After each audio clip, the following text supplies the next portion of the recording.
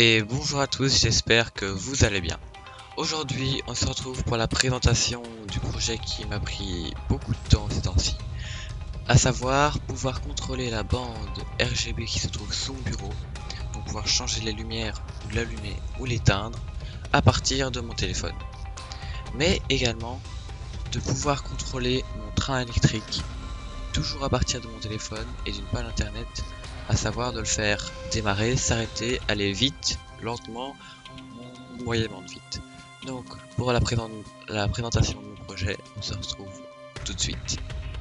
Donc voilà, mon projet est donc un projet de domotique. Et la domotique, c'est quoi?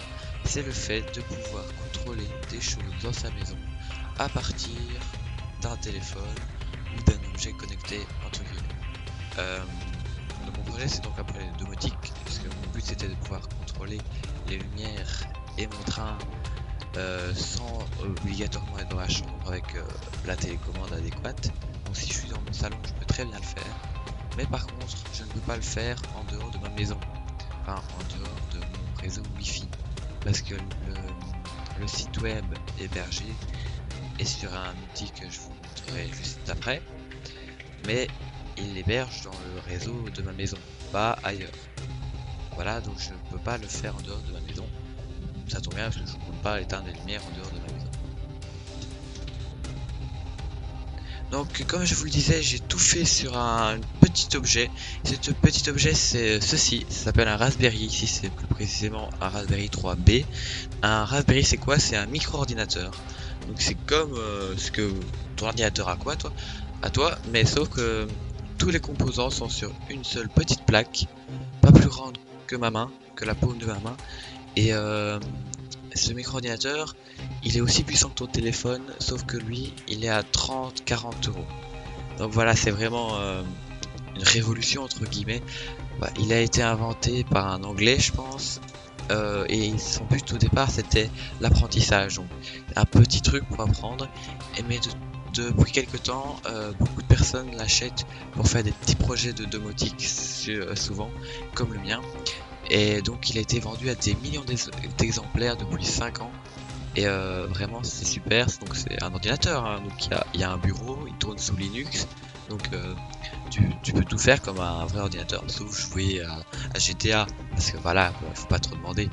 Mais donc il y a tout ce qu'il faut comme un ordinateur. Et c'est là-dessus que j'ai codé, que j'ai programmé, et c'est lui qui dirige, grâce à ses entrées et sorties digitales, c'est lui qui dirige tous les relais et tout. Donc comment ça se présente? Mais ça se présente comme ceci. Donc je tape l'épée de mon Raspberry Pi, je tombe sur cette page. Donc qu'est-ce qu'on voit? On voit deux boutons. Un avec marqué lampe, avec train, on se doute de ce que ça fait. Donc le bouton lampe, on voit qu'il y a un arrière-fond bleu, donc ça montre que la lampe est allumée en bleu. Et dans le bouton train, on voit que l'arrière-fond est rouge, donc que le train ne fonctionne pas. Si je tape sur le bouton train, lampe, pardon, lampe. On voit toutes les couleurs que je veux faire, donc rouge, vert, bleu, blanc, jaune, turquoise, violet, ou l'éteindre. Et donc si je clique par exemple sur vert, on voit que le bouton redevient vert. Maintenant pour le train, qu'est-ce que je fais enfin comment ça fonctionne quand je clique sur le bouton? Je tombe sur cette page où je peux choisir si le train va rapidement, moyennement ou lentement, et l'éteindre et l'allumer, ou revenir à la page d'avant. Donc ici, quand je clique sur revenir, ça revient sur la page. Quand je mets on, le train se met en route, vous l'entendez pas. Et si je viens sur revenir, le bouton train est en vert. Je peux le faire lentement, rapidement ou moyennement. Et vous allez me dire, mais pourquoi t'as pas fait comme l'autre? Et quand tu appuies sur un bouton, ça ne revient pas sur la page d'avant. Mais c'est juste parce que si je veux jouer entre rapide, moyen et lent, mais c'est plus chouette de pas tout le temps devoir cliquer sur le bouton train puis refaire. Tout simplement. Donc si j'appuie sur revenir, voilà. Maintenant peut-être que vous vous demandez, mais comment tu fais pour faire tout ça? Je vais vous le dire juste après.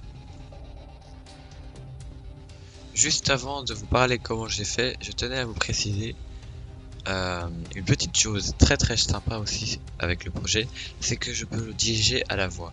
Donc si je lui dis allume en rouge, allume en bleu, allume en vert, ou démarre le train, arrête le train, fais-le aller plus vite ou moins vite, il le fait. Je ne vais pas vous le montrer en vidéo parce que l'image sera pas très jolie. Donc si je lui demande, il le fera. Donc si vous voulez savoir comment j'ai fait ou si vous voulez reproduire chez vous, n'hésitez pas à me le dire. Je ferai une petite vidéo pour vous présenter tout ça si vous me le demandez. Donc je vous montrerai de A à Z. Donc l'installation du serveur sur le Raspberry, la configuration du Raspberry même si vous voulez, le codage du site parce qu'il y a beaucoup de pages de code à faire, enfin beaucoup, voilà, c'est proportionnel, hein, Allume en mais il y bleu. en a quand même quelques-unes, il faut connaître, savoir comment on fait. Un peu de mécanique aussi parce qu'il y a des relais, il y a un moteur pour diriger le truc. Donc tout ça je vous le fais si vous me le demandez, il n'y a pas de problème. Et si vous avez aimé la petite vidéo, le projet, le truc que j'ai fait, n'hésitez pas à mettre un petit pouce bleu ou même vous abonner si vous voulez. Et à la prochaine, ciao.